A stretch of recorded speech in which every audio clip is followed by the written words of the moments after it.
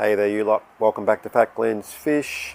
We're on another day on with our project and I've got a few things to talk to you about, so see you on the other side.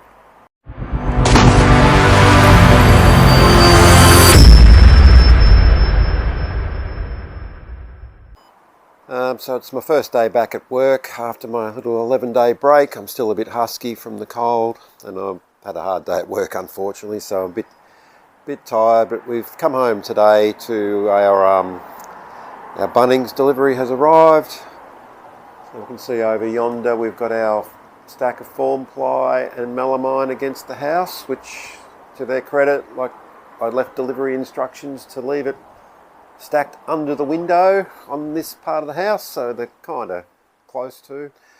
I wouldn't stack it up tall like that, but I guess they picked that it was out of the wind.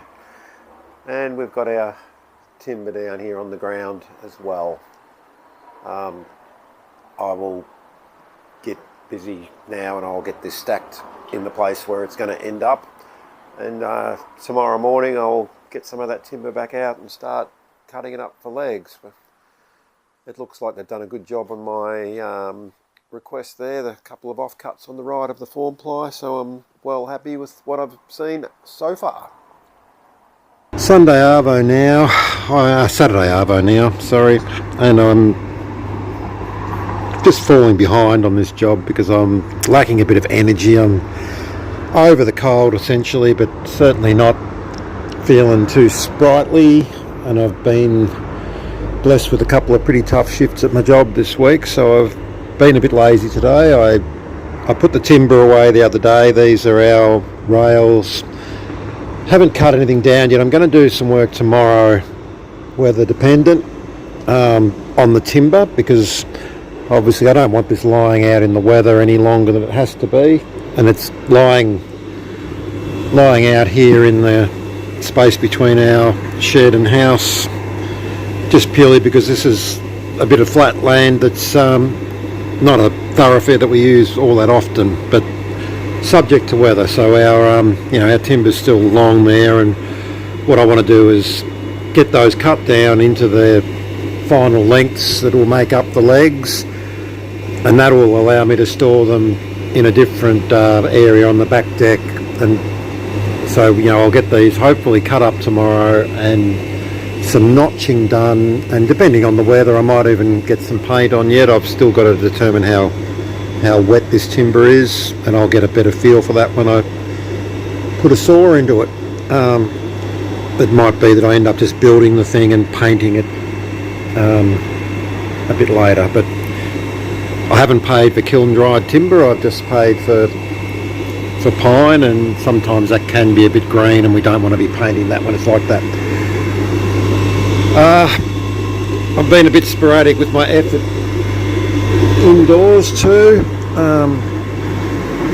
This is going to be a pretty mundane little bit of footage, but if we come down this end of the room, I've started pulling some of the bits and bobs off my end rack here. I had a whiteboard, paper towel, I had hooks in hanging various bits and bobs. I've got to get this shelf down, my towel rack off.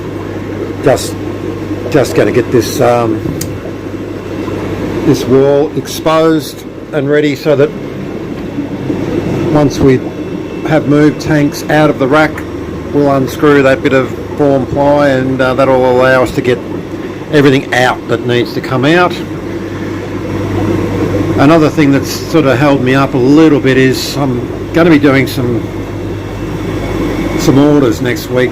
Orders out as in shipping fish up to Sydney. So part of that job was I got into this big grow out tank that I often feature in my videos, and we've basically emptied that out because a lot of this stock was what's going to be sold. So now I've got this beautiful big 500 litre tank, which has got bristle nose in it, and somewhere there's one red empress there that I've missed. What I'm going to be doing is decanting some of the fish that are in these tanks into that tank to hold while I'm ripping this all out. So I've worked out that I I can dump this ventralis colony with the melanogenes and the Stuart Grant eye cobway peacocks. They'll go in there. In this tank we've got a breeding group of Chelonachromis brachadi, which is a bottom dwelling tang. I'll put the breeders in the big tank, and there are fry in here which we'll put into our grow out tank. And down the bottom another grubby looking tank which has got some Mark Smith eye, and I'll put them in that big tank as well. And there's just a couple of peacocks here that I'll squeeze. So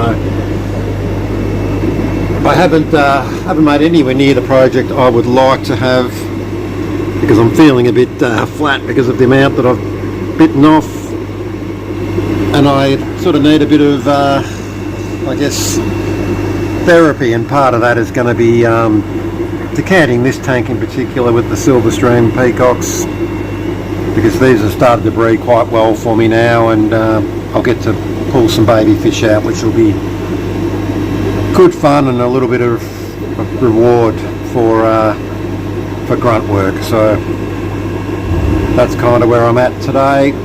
Tomorrow we'll do some carpentry and we'll start talking about the build proper. Right, so it's time to start doing some of the work finally on this timber. I've brought all our sticks of timber out into the backyard, and the moment you do that you get a lot of help from people like Elwood and Henry. The timber that I bought I'm well happy with, so in keeping with my experience level as a kid that did go to a technical school back in the day and did do woodwork and worked a little bit with my dad with building sheds and whatnot. Some of the stuff you want to look at if you're at the store buying timber, typically a good thing to do is to pick up your longer pieces and sort of eyeball it for straightness from one end to the other. And all the timber that they've delivered me the other day is pretty good on that front, so I'm happy enough with that. What did sort of sneak through, gosh, Elwood, what did kind of sneak through though is, and this is something you could pick out if you were in store dragging your own timber out of the racks, is some of the ends here have some knot holes and whatnot that are not desirable. Now in my case there's a couple here that have got bad knots have dropped out on the corners, and that could be structural, and obviously you wouldn't pick those if you had a choice, but in my case it's not going to be a problem because these other horizontal rails, these bits of timber are a bit long, so we'll make that end be the offcut and we'll get past it. Another piece here has turned up with a fair old chip off the corner, but I've gotten lucky there too. That'll be something that I can hide. So obviously when you head off to Bunnings to do your buy, just make sure you hello Henry, just pick through your timber and be a bit careful about it. Avoid the biggest knot holes, and just keep it in the back of your mind where each bit of timber is going, and whether that is something that is important or you can kind of hide it, or it might form part of an offcut. Right, folks, so I'm going to demonstrate something that I've known about for many years. I went to a trade school when I was a kid, but all those 40 odd years ago, so I did woodworking, I did some sheet metal work and whatnot, but some kids don't go to a technical school, so you might not have ever actually cut a piece of wood with a saw before, and there's a wrong way to do it. I'm going to show you the wrong way, and it's an easy thing to avoid so that we get good results with our work. Typically I'm working on a bit of a rickety old sawhorse. I'm not cutting this square in particular. get your cut rolling and rolling and rolling, and then you get to the end, and that happens if you do it the wrong way. And what's happened there is our piece of wood has gotten too long, and we've ended up, it's got to the point where a piece is broken off. We've got a shard left there that's unsightly, and then obviously on the other bit of timber corresponding we've got a piece missing. The easy way to fix that, I'll go again on the same bit of wood, is to be either working on a supportive surface. So ideally you would have a bench. I don't have a bench, and you could put a little chock of timber under there, or you get a friend to come and help, or you can kind of get a feel for when that pitch starts to change on the cut. You're getting close, reach across with your other hand, just go gently on those last few strokes, and I've got the tiniest little dag there, but that's a much better result than the first cut. So just don't let that bit of timber free fall, because you're going to get those dags. So that's the wrong way to do it. Now folks, I did do some filming yesterday by myself, and it kind of didn't come out, unfortunately, so I'll show you where I got to yesterday. We've missed a little bit of timeline, unfortunately, and I've also got my microphone taped on the outside because it always glitches. What we have down here are some, these are my horizontal rails. They're basically half the length of my shed. I've cut my 12 rails there. They're 6 rails there, whatever it is, 2.525 meters long, and that doesn't have to be critical. I always think when you're cutting your timber about your tolerances and where they fit in the shelf, right? So these rails are going to butt together in the middle of the build,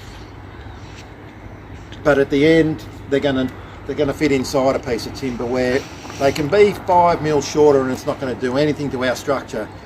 If they're 5 mil too long, they're going to be a pain, because we're going to be putting our form ply sheets on the end, right? So they err on the side of unders on those, which is what we've done. The pieces to the to my right are the corners of our build, right? These are legs, these are verticals. Think of a 4-post bed, right? These are going to be the corners. They're longer than what we're about to build, because they're going to the full span of my form ply, the 1.8 meters long. So they were 3.6 meter bits of timber. We've cut them in half to give us the 1.8, so they're going to match. So now we're moving on to the critical part of the build. You probably want to come around. These 2 bits of timber, which I haven't cut yet, these are going to be these are legs as well, and these are going to be legs in the middle part of my build. These are not coming through the top shelf, they're going under the top shelf. They don't need to go beyond that. And this is critical now. This is what I'm aiming to build here is, I call it clones. I want 6 legs that are identical for length, because obviously now these are under tanks. If these are a little bit out, we're going to get rocking and rolling. So I'm going to show you how I'm doing this job based on my, I've mentioned in many of my videos, I'm legally blind, so whilst I love building and I know how to build, it's friggin' hard work for me, because I can't do jobs like a tradie would with circular saws and whatnot. So the way I'm doing it here is going to be slower than an adequate tradesman would do, but I figure you're not probably watching this. If you're a good tradie, you would be building this rack without any need for me to explain. Now I'm all set to cut here. This is the length we're going to work towards producing 6 of. I've got it set up in my miter box, and I'm ready to cut. So away we go. And bear in mind what we discussed earlier about the right and wrong way. I want to be ready to catch this bit of timber before we punch all the way through it, so that I don't get any chipping. So I'm going to reach across now and continue on. customary way. And there we go. Watch your face. Righto, so this is now what I'm going to use to make 5 more legs of identical length. And I'm going to, this is going to be my template piece, I guess. And I'm going to identify that just by putting some marks on it. This will get painted later on, so happy days. And the other thing I'm going to do is, I've already sort of looked on the various ends, and that was the end as purchased. This should be a perfectly square joint too. A good shorthand to do, and this is going to become more and more critical, is a this way up, right? So this is going to be the bottom of our piece of timber, and we want to make sure that we mark all our subsequent legs now with a this way up, and I'll explain further down the track why that's going to be super important. Now, next part of my build is, this is the way that I've kind of worked out to get reproducible results. I'm only interested in the length at this stage. And what we're going to do, I'm going to use my little set square. So that should be flush on the end. Happy with that. I'm going to use one of our quick action sort of scissor G-clamps to squeeze that together. So that's not going to move now for me. What that allows me to do now is to crib our piece of timber along into our miter box again. We're going to get our saw back into the slot, and you get the idea. We are now hard up against our piece of timber on top, and I'm going to start cutting away there, and this is going to give us 2 pieces of timber at as near as possible the same length. And the reason I go this way is that when you're marking timber with pencils and measuring, you're just introducing the chance to have variability in the length you're cutting. So a bit slow, like I said.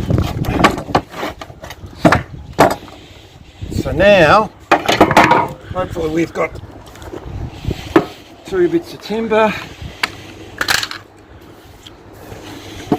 and I'm well happy with that, right? We're as close as I'm going to get as a human being cutting this.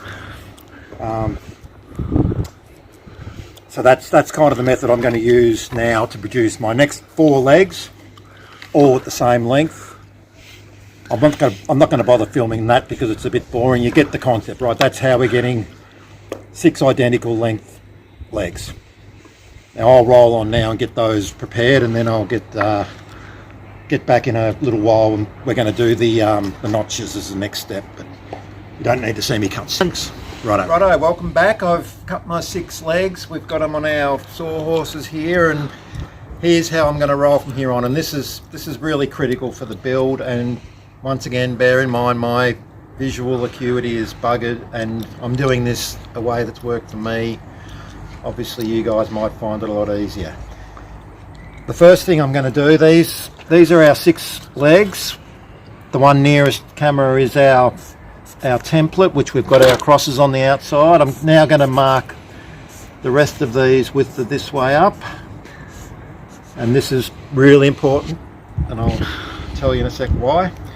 The next thing we're going to do is use our square to get our bottom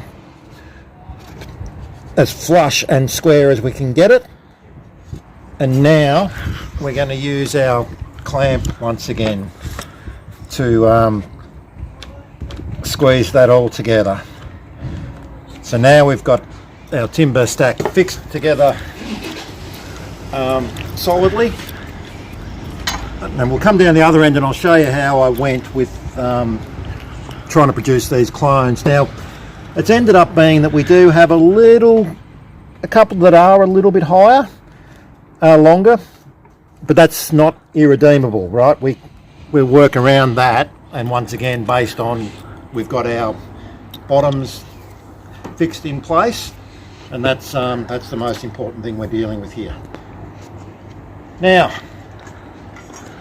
if you're a more skilled tradesman who was happy to use a circular saw, you could mark these all out, crammed together. That doesn't work for me, unfortunately, because I'm scared shitless of working with circular saws, despite the benefit they get with allowing you to depths that you're cutting. I can't do it. I've got to do it all by hand. So what I'm going to be doing today is working with I'm going to be using my template, as I've referred to. I might just find my smaller square now. So like I said, if you were confident with your saw, you would be marking across there.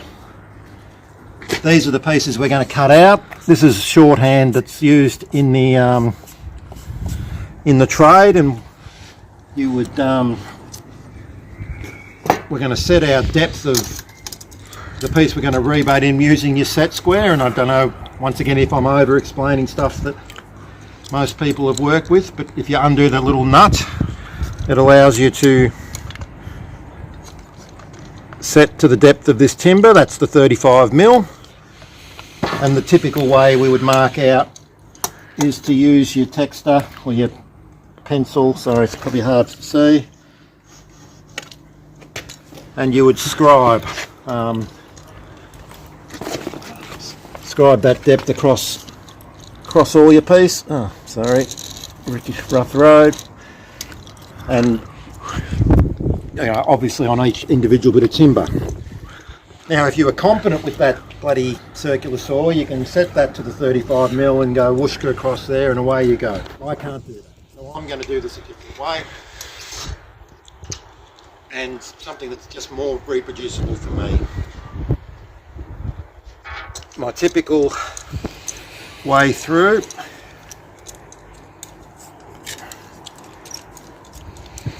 is always to be using the timber that I'm joining together, and obviously I'm working on the assumption that this set of measurements is going to be very, very reproducible from the places that mill this timber, right? Like before, that's the width I'm going to cut, and I'm going to be creating a little nick. I'm not even going to be marking this with pen at this stage. That's my mark. Now we're going to reproduce that up this end, and here's the trick, right? I want this to be incredibly reproducible, and we've already seen that I've got a little bit of height differential in my legs. So how we're going to hide that? This is going to be the top of our build, right? And what we're now going to produce is the load that's going to be carried by the tanks is going to be all on the melamine sheet and the rails. Whether this timber goes all the way to the surface is irrelevant. The height of this next cut we're going to make is the relevant thing. So we're going to depth set this piece off the highest timber, which we believe to be that one in the middle. And now we're going to square against that, take our set square away, and here's our next mark on the inside on our template piece only at this time, right? So now I've got marks in my template at the top and at the bottom, and the last piece of the puzzle is to do the central piece. Now this is a I haven't actually explained how I've arrived at these dimensions, because that's going to be different for everybody, right? Effectively, all I've done is I've measured the height to the roof of my shed. I know this is all going to be built on a brick, and I've worked out each shelf carries a tank, some polystyrene, the melamine shelf, and that's reproduced 3 times. Do all that subtraction and divide what's left by 3. That gives you the head space at the top and the space that you get to work in the bottom 2 shelves. And as with this style of build, this rail is in the dead center. This is going to be in the dead center of this length, right? And what I've done is I've pre-positioned that for the speed of progress. And how I check this is if you've got a good tape measure with a good lock and the little tags not flopping around, I'm butting in on that bit of timber, going to the end, locking it off. So that's, I'm not even interested in the number, and I'm carrying that to the other end and just checking back, and that's good enough, right? I'm well happy with that. So I'm now ready to tag the bottom of my rail. And what I'm going to do here, I should have prepared this earlier. I've got an old saw here. I'm going to take this clamp out of the way now, and I'm going to put my old saw in that cut. We're going to butt that against there, and we're going to get our depth of our span with our new saw on the other side. Now if you can see well, by all means just mark that, measure 70mm. That's our 70mm rail. So I'm now ready to take my template. Once again, that's the first piece we started with, and the next part of my job is going to be to carry all these cuts down to the correct depth of 35. And obviously if you go 37, you're not going to cut the piece of timber in half, but yeah, obviously you want to be as near as you can for 35. I don't have a real trick for this part of the thing. This is where a bit of carpentry skill does come into play. So I'm going to do some cutting now as best I can, and we'll come back a bit later, and then I'm going to show you how I'm transferring all these cuts to our remaining legs. So back in a jiff. Righto guys, so I've done some more work on our template. This is the original, and we always refer back to the original, because if you sort of keep going to the next one and you've created an area, you're going to pass that down the line and compound it. We refer back to the original every time, and we should be good. What I've done is I've continued my cuts down to the 35mm depth approximately, and look, it looks rough, and it is, because I'm not a carpenter's arsehole, but all that sort of stuff is going to be hidden. The critical thing about these legs is the length, and we've already covered off on that, but absolutely the cut that forms the bottom of each shelf is where you're going to get twisting if they're not uniform. Now the way I'm going to transfer this across, it's a similar method to before. We're going to clamp our template onto the next leg. We're going to square them at the bottom, which we've done, and we're going to use our clamps top and bottom this time, because we just really want to make sure that we don't bump anything.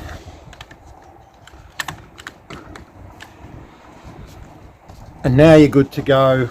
I'm not going to do any more sawing because we've seen that, but basically it's simply a matter of getting your saw into the cut on our template, and away you go, down to 35mm. And I've shown you already how to adjust your set square to 35mm, transfer your lines around, and then just cut down carefully, and you're good to go. So I've produced one leg here that's by that method where I've done my cuts as well. The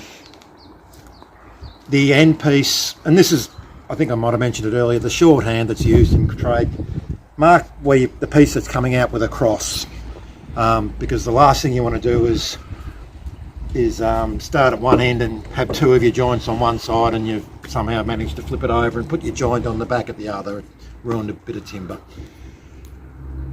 These pieces at the end I can cut out with my saw, so I'm not going to bother showing you that because that's we've seen enough cutting already.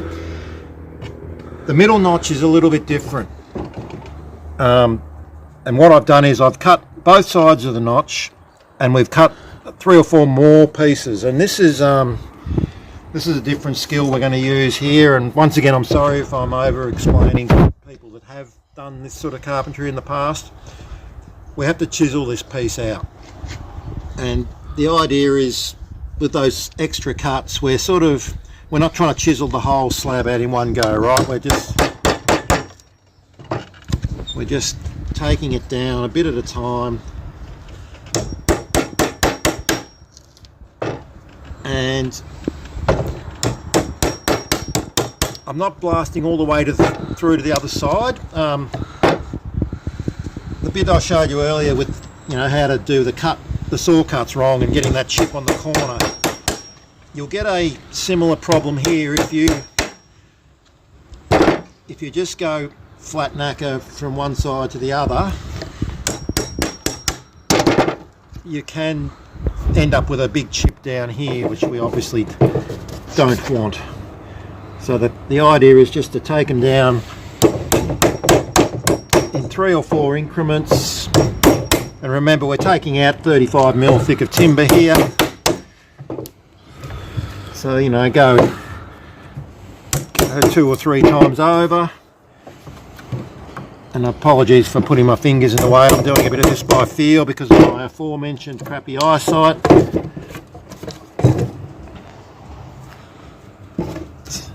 Now here we go, like there's one that's kind of, oh no, that's alright, we're still good. I'm going to do 2 more goes.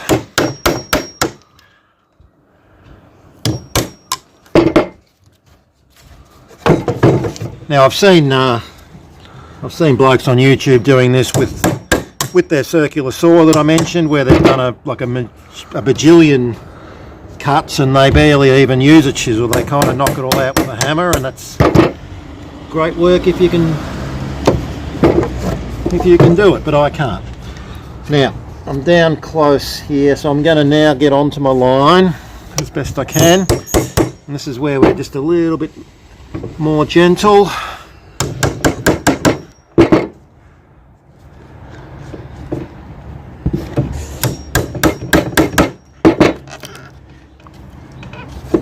And we try and reproduce on the back side.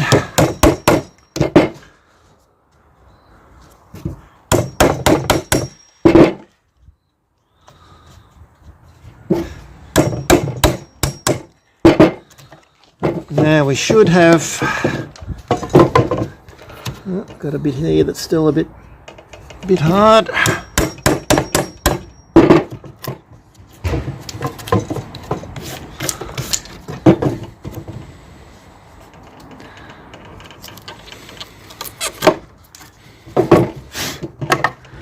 You can also kind of attack it a bit differently to get those last few bits. Now the way to kind of check how we're rolling is to use one of our 70mm offcuts, and that should drop into our joint, and we can see we're still a bit high there, right? So I've got a little bit more work to do, but basically I'll just keep nerdling away at this now, get that bump off there, and I'll get that down to flush.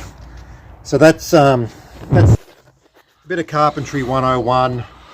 I'll keep chipping away at this now, pardon the pun, and I'll get my lovely Caroline back out to do the final sort of shot of how it all looks at the end, and then we'll call it a day on this.